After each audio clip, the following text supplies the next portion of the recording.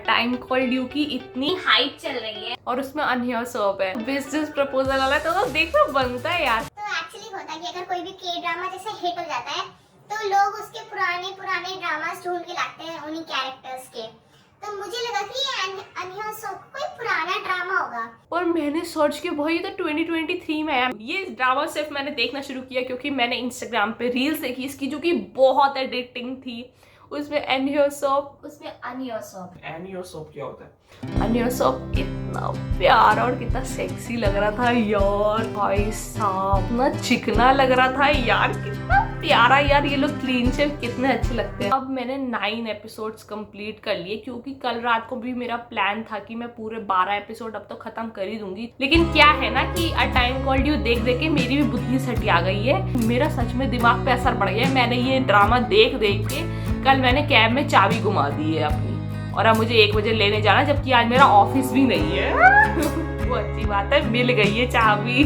जैसी एपिसोड शुरू हुए फर्स्ट सेकंड इतना हुक्ड अप रखा उस ड्रामा ने। मैंने बहुत सारे नीचे कमेंट्स पढ़े थे इंस्टाग्राम की रील्स पे, कुछ लोग बोल रहे थे के ड्रामा नहीं के ड्रामा है, और ओपनहाइमर से ज्यादा तो यही समझ आ गई है। पर मैं सच बताऊं 8th एपिसोड तक बहुत स्मूथ तो नहीं पर ठीक था। मुझे क्या लगा कि एक उनका दिखा रहे थे टाइम की, जब वो जॉब कर रहे तब उनकी लाइफ कैसी चल रही है, फिर एकदम दिखा रहे थे पीछे स्कूल की, तो मुझे लगा कि उन्हीं का ही पास्ट दिखा रहे हैं और उन्हीं का ही फ्यूचर दिखा रहे हैं, ऐसा कुछ हो। पर ऐसा कुछ भी नहीं था यार।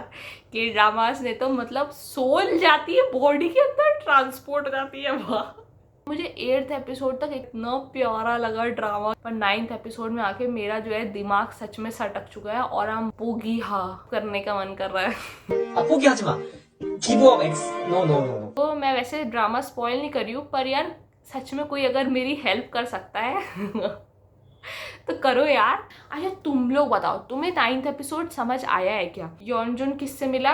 हंजुनी से मिला, और हंजुनी बोली तुम बताओ तुम नामशी और हो या फिर कोई योनजुन हो, तो वो बोलता है हंजुनी।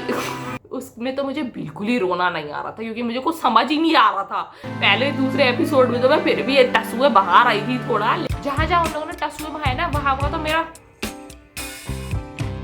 ऐसा मुंह था, ऐसा मुंह, क्योंकि मुझे कुछ समझ ही नहीं आ रहा था। वो पूरा स्टोरी पीछे की दिखाते कि वही नामसियोन था और वो योनजुन की बॉडी में ट्रांसपोर्ट हुआ एट द टाइम ऑफ जब उसका बस का एक्सीडेंट होता। ये चीज़ मुझे पूरी समझ में आ गई।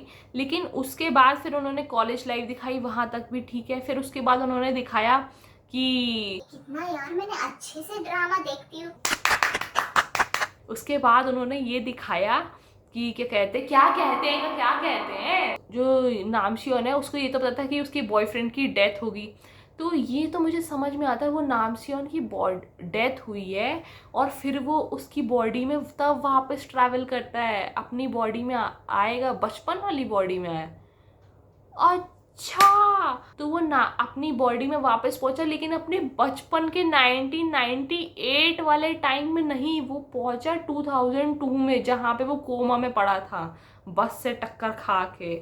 वहाँ तक मेरे को फिर भी समझ आया। अब यार मुझे ये समझ नहीं आ रहा है कि फिर जब वो चलना सीखा, उसने अपनी बॉडी को पूरा सिखाया, फिर वो फिर एयरपोर्ट जाता है, वो नामसियोन एयरपोर्ट पे जाता है और उसे एक अलग नामसियोन दिखता है।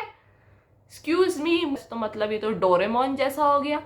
मतलब ऐसे हर घंटे के बाद तुम अपना पास्ट का या हर थोड़े सालों बाद अपने पास्ट सेल्फ देख सकते हो।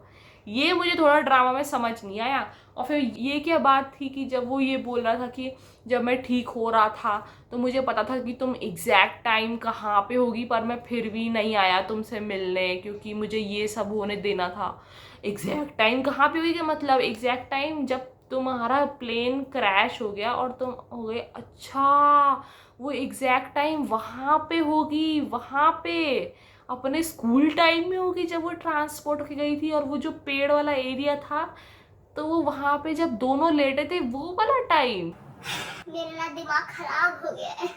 दो नामसियोन एक टाइम पे कैसे हो सकता है? असली वाले एक तो योनजुन होगा।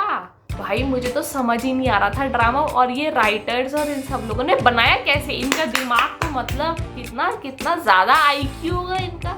ये लोग तो मतलब सोल यूनिवर्सिटी से पास आउट हुए क्या। मुझे क्योंकि ये ड्रामा बहुत अच्छा लगा तो मैंने सोचा था कि मैं 9th एपिसोड अब दोबारा देखूंगी। इतनी मेहनत कभी मैंने अपनी ज़िंदगी में पढ़ाई में करी हो या नहीं करी हो, लेकिन मैं के ड्रामाज में ज़रूर करूंगी। तो मैं एक बार 9th एपिसोड में दोबारा देखूंगी कि वो क्या एक्सप्लेनेशन दे रहा है। और मैं देख लूंगी यार के ड्रामास के लिए, अनया सब के लिए देख लूंगी यार मैं दोबारा से। लेकिन मुझे ओवरऑल ड्रामा बहुत बढ़िया लगा। पूरे एपिसोड में मेरा रिएक्शन ऐसा था, ये क्या हो रहा है? अच्छा ऐसा, ये इंग्यू क्यों कूद गया, इंग्यू ने मारा था। अच्छा इसने दही भरा था। फिर जब वो 9th एपिसोड में वो दो नामसियोन थे तो मैं, ये क्या हो रहा है। मैंने लिटरली YouTube पे सर्च किया है कि a time called you explained. उसमें फर्स्ट एपिसोड का किसी ने एक्सप्लेनेशन दिया तो मैंने कहा यार 8th एपिसोड तक तो मुझे भी समझ आ गया यार, पर 9th एपिसोड, मुझे सिर्फ 9th एपिसोड की डिक्शनरी चाहिए। 9th एपिसोड की मुझे वो चाहिए की, संस्कृति की आती थी, याद है तुम्हें संस्कृति कुंजी आती थी, कुंजी। मुझे 9th एपिसोड की कुंजी चाहिए यार। कोई 9th एपिसोड की कुंजी निकाल दो यार प्लीज। मुझे सच में 9th एपिसोड बिल्कुल समझ नहीं आ रहा। लेकिन यार जो नामसियोन जो कुयोंजुन बनता भी है, वो कितना प्यारा बॉयफ्रेंड दिखाया है, मतलब एकदम आइडियल बॉयफ्रेंड दिखाया है। जब हंजुनी बोलती कि यार तुम मेरी वजह से क्यों अपना करियर सैक्रिफाइस करो, अपनी लाइफ बर्बाद करो, तुम भी कुछ जाके करो, तुम न्यूयॉर्क मेरे साथ शिफ्ट मत हो, यहाँ पे अपने करियर पे फोकस करो। तो वो बोलता है कि नहीं तुम्हें नहीं पता कि हम कब तक साथ रहेंगे, मैं अपनी जॉब क्विट करके आ जाऊंगा न्यूयॉर्क। आई वाज लाइक ये क्या बोल रहा है, ऐसे लड़के कहाँ होते हैं यार, अमेज़न पे भी तो मैंने नहीं देखे।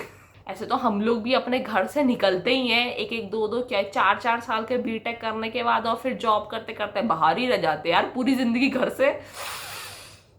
इसलिए फिर हम लोग जॉब करने के बाद यूट्यूब चुनते हैं।